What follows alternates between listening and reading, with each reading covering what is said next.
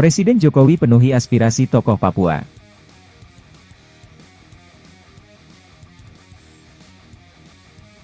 Sebelum kita lanjut, jangan lupa subscribe dan nyalakan loncengnya agar tidak ketinggalan info terbaru lainnya dari tanda kutip.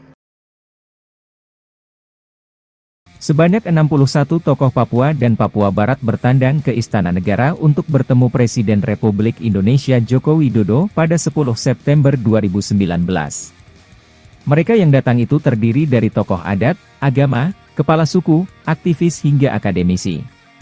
Pertemuan ini adalah upaya konkret pemerintah dalam menyerap aspirasi masyarakat dan mewujudkan perdamaian pasca kerusuhan di Papua. Tiba pada pukul 11 di Istana Negara, Jokowi langsung menyalami para tokoh dari Papua dan Papua Barat satu persatu. Puluhan tokoh yang datang tersebut kompak mengenakan topi rumbai. Begitu juga para menteri yang mendampingi Jokowi.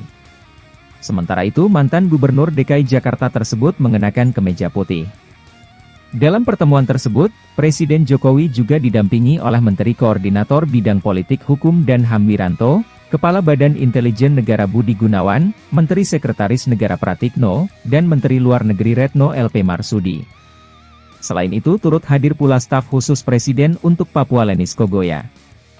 Kehadiran para menteri dalam pertemuan tersebut tentu menjadi bukti bahwa pemerintah siap bersinergi dalam menangani permasalahan yang ada di Papua. Acara tersebut dibuka oleh Kepala Badan Intelijen Nasional Budi Gunawan.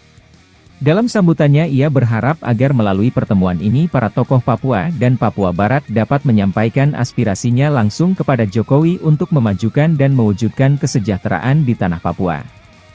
Kemudian, Budi Gunawan mempersilakan salah satu tokoh Papua bernama Abisai Rolio untuk menyampaikan aspirasinya. Presiden Jokowi terlihat serius mendengarkan aspirasi dari tokoh Papua tersebut.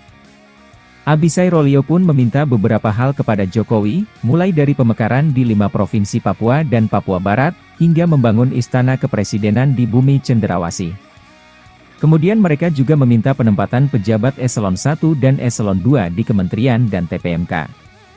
Mereka juga mengatakan agar pemerintah membentuk asrama Nusantara di seluruh kota, dan menjamin mahasiswa di Papua.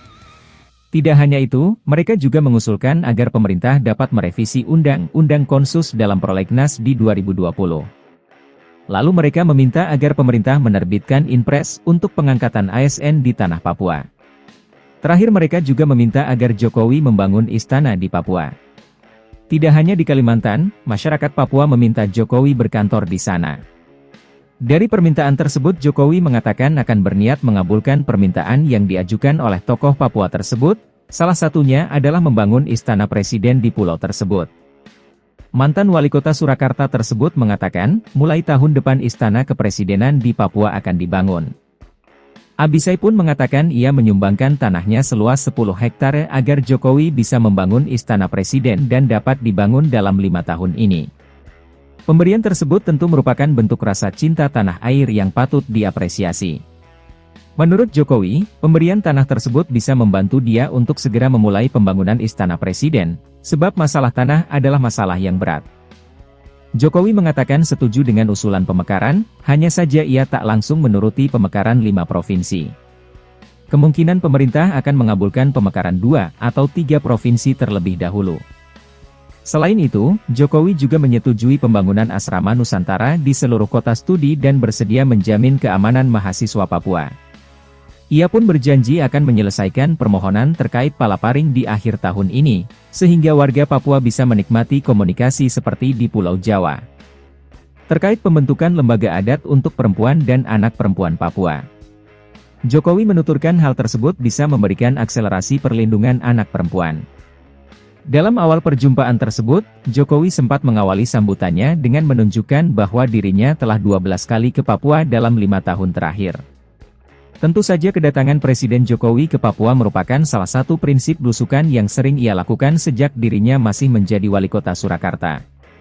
Pertemuan tersebut setidaknya menunjukkan kepada para elit politik bahwa pemerintah Jokowi perlu mendapatkan dukungan untuk menyelesaikan permasalahan dan tetap melakukan pembangunan di Papua.